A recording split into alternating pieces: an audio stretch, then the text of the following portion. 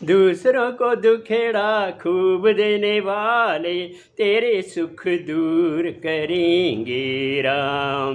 किए जा तू जग में बुराई के काम, तेरे सुख दूर करेंगे राम। सोच लो, क्यों नहीं तुमको ऊपर वाले से भी लगता डर? वहाँ भी लगा हुआ है बहुत बड़ा कंप्यूटर। मुझे पता है ना, मैं होके आया हूँ ना। अरे एक बार यमराज आए, बोले चलो। मैंने कहा चलो। वहाँ गए तो यार बैठे थे चित्रगुप्त। उन्होंने पूछा स्वर्ग में जगह दूँ या नरक में?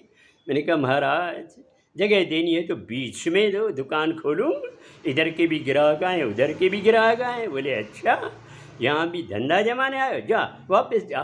थे यार वापस आए।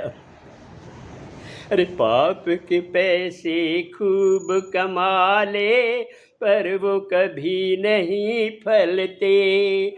जैसा बीज होगा वैसा फल होगा, बबूल में बेर नहीं लगते।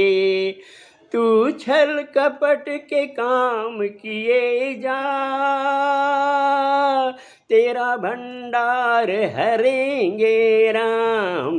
दूसरों को दुखेड़ा खूब देने वाले तेरे सुख दूर करेंगे राम। किए जा तू जग में बुराई के काम, तेरे सुख दूर करेंगे राम, तेरे सुख दूर करेंगे राम। आगे तुम्हारी मर्जी।